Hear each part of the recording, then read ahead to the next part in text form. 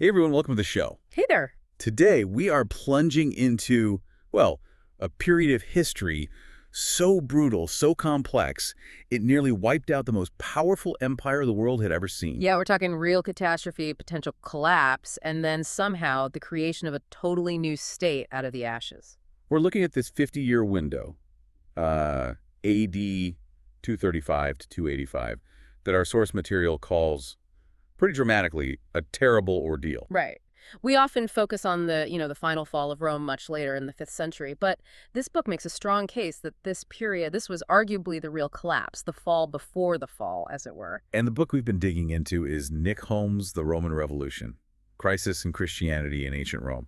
It's a seriously compelling read. Definitely. It's nonfiction history published by Putnam Press, Ltd., just back in 2022. Really insightful stuff. And if you're intrigued by our chat today, and honestly, I think you will be, we've put a link to buy the book right there in the description. Highly recommended. So our mission today is to do a deep dive into how Rome basically faced this perfect storm. You've got waves of barbarian invaders hitting the frontiers. At the same time, the rise of this really formidable power in the East, Sasanian Persia. Exactly. Plus crippling civil wars ripping the empire apart from the inside, armies constantly mutinying. Total economic meltdown. Yeah. And as if that wasn't enough, devastating plague. Just piling on. Yeah, it's unbelievable. And the kicker, the really fascinating part, is that the immediate outcome wasn't just destruction. It was this radical, often violent transformation. Under emperors like Aurelian, Diocletian, Constantine, they essentially had to forge what the book calls a revolutionary new Rome. And the author, Holmes, doesn't mince words. He argues this neglected time was, and I quote, arguably the most important century in the entire history of Rome. That's the phrase that really grabbed us, right? That big claim right there in the title, the Roman Revolution. It's a massive claim. Usually when we talk about Roman revolutions, we think Augustus, right? Transitioning from republic to empire. That's the classic one. So why does Holmes argue that what Diocletian and his successors did was more revolutionary than even that huge shift under Augustus? Well, I think it comes down to the sheer scope and, frankly, the desperation of the change. Augustus, you could say, consolidated power. He reorganized things. Okay. But Diocletian and Constantine, they had to completely reinvent the state from the ground up just to keep it from dying. So survival necessitated something totally new. Exactly. The author chose that title, Revolution, very deliberately, to suggest these later changes, political, economic, cultural, were just far more fundamental, more comprehensive than that earlier shift from republic to empire. They were saving Rome from what the book calls a mortal blow. A mortal blow, yeah. Yet the state that came out the other side was, almost unrecognizable compared to the Rome of, say, Marcus Aurelius only a century or so before. So, yeah, not just plugging leaks. Rebuilding the whole ship during a hurricane. That's a good way to put it. Pretty much. Okay, let's unpack that mortal blow then. Standard histories often focus on, legions versus barbarians, battles, military stuff. Right, the usual suspects. But this book gives incredible attention to these maybe hidden enemies, disease and climate instability, things we don't always connect directly to Rome's crises. And that's one of the things I found really compelling. Disease, it basically acted like a weapon of mass destruction, arguably far more damaging in the long run than any single barbarian army. So which diseases are we talking about? Well, two major pandemics stand out in the sources. First, there's the Antonine Plague, probably smallpox. That hit the empire hard between about 165 and 180 AD. Okay, so that's quite a bit before the main 3rd century crisis even kicks off. Exactly. But it laid the groundwork. It hit the army particularly hard, because troop movements just spread it like wildfire. And the death toll estimates are just mind-boggling. They range wildly. Obviously, it's ancient history, but the high end suggests maybe up to 25 million deaths empire-wide. Think about that. Just try to wrap your head around it. Losing maybe 1 in 3 people. That's catastrophic. It's a manpower crisis on an unimaginable scale. It destroys your tax base, guts the number of potential recruits for the legions, hollows out the economy from the inside. The book says the empire was left gravely weakened, decades before the worst of the political chaos even began. Okay, so Rome is already limping. And then, just as things are starting to get really politically unstable in the mid-3rd century, boom, the plague of Cyprian hits, around 249 to 264 AD. Another one. What was this one? We don't know the exact pathogen, but it was brutal. It hammered the big urban centers, Alexandria, Rome itself, Carthage, Major cities just devastated. And this one had direct military consequences, too. Oh, absolutely. The sources suggest it severely weakened Emperor Valerian's army right before that disastrous battle against the Persians at Edessa in 260. Where Valerian was captured. Yeah. Unheard of. Exactly. Imagine the psychological blow. Your emperor, captured by the enemy. And maybe, just maybe, it was partly because his army was already reeling from disease. It's not just swords and spears determining outcomes anymore. Wow. That puts a whole different spin on things. Nature itself is just relentlessly pressuring them. Absolutely relentless. And adding to this biological pressure cooker, the book brings in climate data, connecting this crisis to the environment changing. That was surprising to me. Yeah, it's a fascinating angle. It raises this big point. Rome's golden age, its peak prosperity under the emperors like Hadrian and Antoninus Pius. It coincided almost perfectly with what climate scientists call the Roman climate optimum, or RCO. Okay, RCO, what was that like? Basically, from around 200 BC to maybe 8150, the Mediterranean world enjoyed a period of unusual climate stability. Conditions were generally warm, wet, and predictable. Perfect for farming. Exactly. Think super fertile North Africa, reliable, heavy rainfall in Italy, ideal conditions for the agricultural base that supported the whole empire. And the crisis we're talking about, the 3rd century crisis, hits just as this RCO period is ending. Precisely. Stability gets replaced by unpredictability, volatility. And it wasn't just gradual change, it showed up in these catastrophic events. Like what? The most dramatic example the book cites is the shocking failure of the Nile River to flood properly in AD 244. The Nile flood failure. But that was the lifeblood of Egypt, which fed Rome. Totally. The annual flood was everything. It guaranteed the Egyptian grain harvest, which was absolutely fundamental to feeding the massive population of Rome itself. A failure like that Must have sent shockwaves through the administration. Panic. Absolute panic. It wasn't just a local problem in Egypt. It signaled widespread environmental instability, drought conditions spreading across North Africa, the empire's breadbasket. So you've got plague, climate disaster hitting food supplies while fighting external wars and internal civil wars. It really is the perfect storm. Okay, so nature's collapsing on one side. What about the internal political system? You mentioned civil wars, mutinies. How did the army itself contribute to this rot? Well, the fundamental flaw, the weakness, had been there for ages.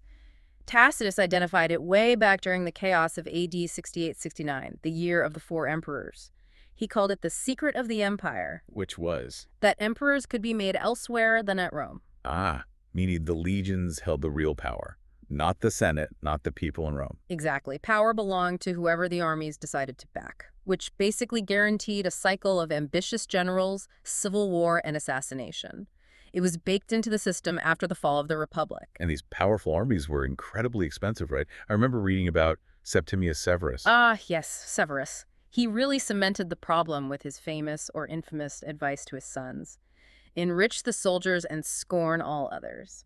Good for keeping the troops loyal in the short term, I guess. Brilliant for loyalty, absolutely disastrous for the state's finances. Army costs just ballooned. The book estimates they eventually consumed something like 75% of the entire state budget. 75%, that's unsustainable. What's left for anything else? Almost nothing. Think about what wasn't getting funded. All the stuff that holds the civilian side of the empire together. Roads, aqueducts, public buildings, port facilities, even maintaining grain reserves. It all starts to decay because every spare denarius is going to the military. The state is literally eating itself to pay the soldiers. And even that wasn't always enough or perceived as enough by the troops, which leads to the next problem. Debasement of the currency. Right. They started mixing cheaper metals into the silver coins. Increasingly so. By the mid-3rd century, the so-called silver denarius was often just a copper or bronze core with a very thin silver wash. Basically worthless. And that hits everyone, not just the soldiers. Inflation must have gone crazy. Hyperinflation. If the government issues coins that pretend to be silver but aren't, the market just reacts. Prices for everyday goods like bread shoot through the roof. Your life savings, if you had any stored in coin, become worthless almost overnight. So the empire's trapped. It can't afford the army, but the army is the only thing holding it together. And the money it does pay them is becoming worthless, making them even angrier and more likely to mutiny. It's a death spiral, pure and simple. How did they ever break out of it? What changed? What saved them, or at least started the recovery, was this really brutal, pragmatic shift towards meritocracy in the military command. Meritocracy, meaning promoting based on skill, not connections. Exactly. The book highlights emperors like Gallienus and later Claudius Gothicus. They were forced out of sheer necessity to promote tough, effective soldiers, men like the future emperor Aurelian, purely based on their military talent, regardless of whether they came from the old senatorial aristocracy, which frankly was proving pretty useless in battle by this point. So out with the nobles, in with the soldiers who could actually win. Pretty much. This kicked off the era of the so-called barracks emperors, or Illyrian emperors. These guys were often from the Danubian provinces, battle-hardened, no-nonsense types. Illyria, modern Balkans, right? Known for tough soldiers. Exactly. They didn't care much for Roman traditions or senatorial politics. What mattered was defending the borders and restoring order. Crucially, they weren't tied to the old political establishment. Which meant they could actually make the really hard, unpopular decisions needed. Precisely. They were the sort of operational fix, the guys who could stabilize the frontiers just enough, win some crucial battles, and create the breathing room for the big political revolution to take hold under Diocletian. Okay, so Diocletian, he's the one who really architects this new Rome. How did he do it? What were the key components of his revolution? Well, his solution was incredibly comprehensive. Politically, the most famous innovation is the tetrarchy, the rule of four. Right, the two senior emperors, the Augusti, and two junior ones, the Caesars. That sculpture in Venice, the four figures embracing, really captures that idea. It does. It was this radical attempt to manage the sheer vastness of the empire, which was clearly too big for one man to rule effectively during a crisis. And maybe more importantly, it was meant to solve the succession problem, to end the constant assassinations by having a clear, planned system for handover of power. Did it work in the long run? Not perfectly. The tetrarchy itself eventually collapsed back into civil war after Diocletian retired, but the idea of dividing the empire, east and west, that stuck. Okay, so political reform was one part. What else? You mentioned the economic changes were key. Yes, and this is where the book argues the revolution was truly profound and maybe Diocletian's most enduring legacy. He understood, fundamentally, that you cannot have a stable military or a stable state without stable, predictable finances. Makes sense. So how did he fix the money problem? He completely overhauled the tax system. And his most controversial move, politically symbolic, was making Italy itself subject to the main imperial taxes for the first time in centuries. Taxing Italy. Why was that such a big deal? Because Italy had always been basically exempt. It was the heartland, the home of the Roman people, distinct from the provinces. Taxing it was a huge political statement. Well, say that. That the old privileges were over. That Rome and Italy were now just parts of a larger administrative machine. It signaled the end of that special status, the death of the Republic's ghost, you could say. It acknowledged the crisis was total, and everyone had to contribute for the state to survive. A very autocratic, centralized vision. Focused purely on efficiency, it sounds like. Exactly. Efficiency above all else. He introduced two main new taxes. The aegum, which was a tax on land, assessed based on its size and productivity. Okay. And the caput, which was basically a poll tax, a head tax on people, and also livestock. How did they even manage to assess and collect all that? The empire was huge. Through an absolutely immense empire-wide census, a massive administrative undertaking. They had to catalog every field, every farmer, every animal to know what the tax base actually was. Wow. So they finally knew exactly what resources they had. Yes. And that was crucial, because that detailed knowledge allowed them to introduce perhaps the most revolutionary thing of all, the inditio. The inditio? What was that? It was effectively the first properly integrated state budget in Roman history. A budget, like planning income and expenses. Exactly like that.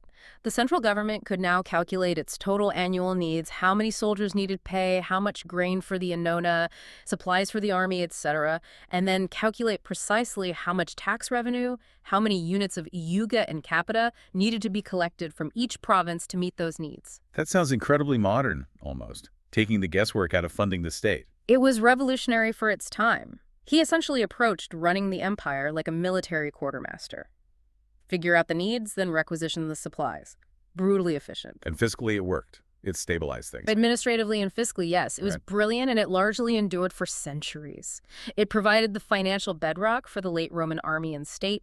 It probably saved Rome from complete fiscal collapse. But didn't he also try to fix prices? The edict on maximum prices? Ah, yes. Good point. And that highlights his limitations. While he was brilliant at organization and taxation, The Edict of Prices was a famous failure Why did it fail? because he tried to apply that same command and control logic to the entire economy. He thought he could just order inflation away by setting maximum prices for everything, from grain to labor. And the market just said, nope. Pretty much. You can't just command supply and demand with an imperial decree. It led to goods disappearing from the market, black markets flourishing. It was largely ignored and eventually abandoned. It showed that even a genius organizer couldn't just bully economic reality. A good reminder that even revolutionary changes have limits. So, pulling this all together, what's the big takeaway for us looking back? I think the sheer complexity that this book brings out is key. Rome didn't just fall because some barbarian showed up at the gates. It was this devastating mix. Yeah. Systemic internal rot, political failure, yes, but also these massive external shocks like climate change and pandemics. And the solution, the temporary salvation at least, wasn't gentle reform. It was this incredibly drastic, top-down, militarized, and frankly, quite brutal political and economic revolution. Right. The transformation the empire went through in just those 50 or 60 years is staggering. From that somewhat decentralized, fiscally broken state run by an often self-interested aristocracy to this autocratic, highly centralized, militarily focused, and much more financially solvent new Rome. It's an amazing story. And we really only scratched the surface today. The book, The Roman Revolution, goes into so much more detail on all of this. Absolutely. We couldn't cover everything. The analysis of the changing army structure, the rise of Christianity in this period, which the title hints at the specific campaigns, it's packed with fascinating stuff. Definitely worth reading if this period interests you. Well, thank you for joining us on this deep dive into what might be the real crisis of ancient Rome. My pleasure. If you enjoyed this discussion, please do like and subscribe to the show. It really helps us out. And we love hearing from you. Let us know in the comments what your favorite moment was, or maybe a key fact that surprised you. Did you know about the Nile failure, for instance? Yeah, share your thoughts. And maybe a final thought to leave you with, something that builds on the book's conclusion. Oh, go on. Little did the Romans under Diocletian and Constantine realize. They'd fixed the internal crisis, they'd rebuilt the ship, basically. But that whole 3rd century upheaval, that revolution, it was really only Act 1. Meaning the next storm was already gathering, far out on the horizon. The same forces, like climate change, that had destabilized the Roman world, were now reshaping the world beyond the frontiers, putting vast populations on the move across the Eurasian steppes. Uh-oh, don't say it. That they'd survived the internal collapse, but the next great challenge was coming from outside. That's right, the Huns were coming.